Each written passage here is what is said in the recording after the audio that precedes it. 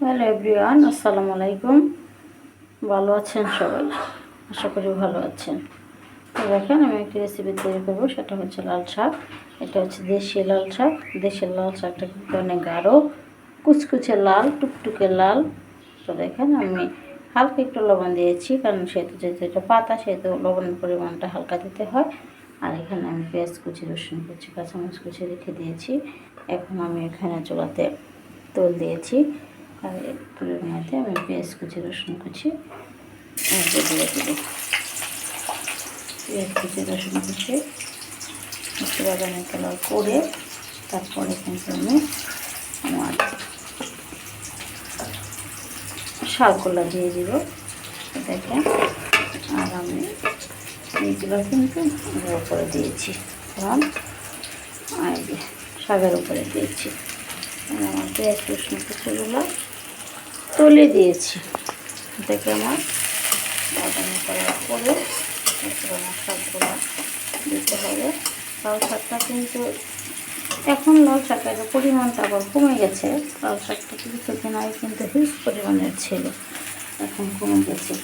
তো আমরা লাল শাক হিসাব করে খাইতে হবে এরকম কোনো কথা না। কথা হচ্ছে যে সব ধরনের শাকই আমরা অন্য শাক করার থেকে না আনতে পারলেও আশেপাশ থেকে যে ধরনের শাক আমরা পাই সেই শাকগুলো আমরা সংগ্রহ করবো এবং রান্না করবো এবং খাবো। আমার পেঁয়াজের কালারটা কিন্তু একটু হয়নি, আমার পেঁয়াজের কালারটা বাদামি কালার হয়ে গেছে। এইভাবে বাদামি কালার করে তারপর কিন্তু শাক দেবেন।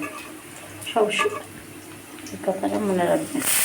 সব অংশ থেকে সেগুলো দিয়ে দিচ্ছি, লবণের অংশটা দিয়ে উল্টিয়ে তারপর বাকি সবগুলো দিয়ে দেবো।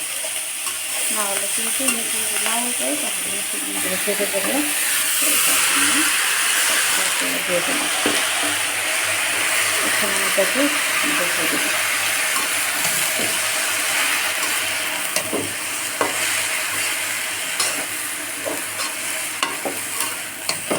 এখন আমি সবগুলো দেখে দেবো। দেখেন আমার শাকটা কিন্তু অনেক আছে। এভাবে ওনার পরে কিন্তু আমরা আর ডাকবো না, কারণ শাক কিন্তু কম দিয়ে খাওয়া লাগে, শাক সবজি সবই। তো দেখেন এটা কিন্তু দেশি লাল শাক, টুকটুকে লাল। দেশি লাল শাকগুলো কিন্তু অনেক সুন্দর লাল হয় এবং একটু তাপ লাগলেও সিদ্ধ হয়ে যায়। তো দেখেন এটা কিন্তু সিদ্ধ হয়ে গেছে, আবার গাঢ় লালও আর একটু হবে। দেখেন বন্ধুগণ, আমার রেসিপিটা হয়ে গেছে।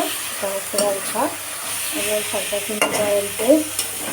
তো এভাবে আপনারা কিন্তু আমি যেভাবে দেখিয়ে দিয়েছি ঠিক সেভাবে আপনারা রান্না করবেন। বিষয়টা হচ্ছে এরকম, লাল শাকটা প্রথম কিন্তু ভালো করে টুকরো করার আগে কিন্তু ভালো করে ওয়াশ করতে হয়, ধুইতে হয়, কারণ এটা কিন্তু বাইরে থাকে অনেক ধুলিকণা, বালু, তাছাড়া চুল থাকে। এই জন্য আমরা কিন্তু আগে ভালো করে ধুয়ে তারপরে টুকরো করবো। আর উপকরণ খুব একটা কিছু লাগে না, শুধু করে কাঁচামরিচ, পেঁয়াজ কুচি, রসুন কুচি, কাঁচামরিচ কুচি, আর লবণটা সাবধানে দিবেন, কারণ লবণের পরিমাণটা কম দিতে হবে। এটা পাতা, প্রথমে বোঝা যায় না, তারপর কিন্তু এটা উনে যায়, সেহেতু পরিমাণটা অল্প দিয়ে ডেকে দেবেন। তারপরে একটু করে উঠিয়ে ফেলবেন ঢাকনা। তারপর শুধু আর ডাকবেন না, ডাকলে কিন্তু কালারও ঠিক থাকবে না, আর এটা সুন্দর থাকবে না, অন্যরকম হয়ে যাবে, স্বাদও লাগবে না। তবে আপনারা রান্না করবেন, খাবেন এবং আমাকে কমেন্ট করে জানাবেন। সবাই ভালো থাকবেন।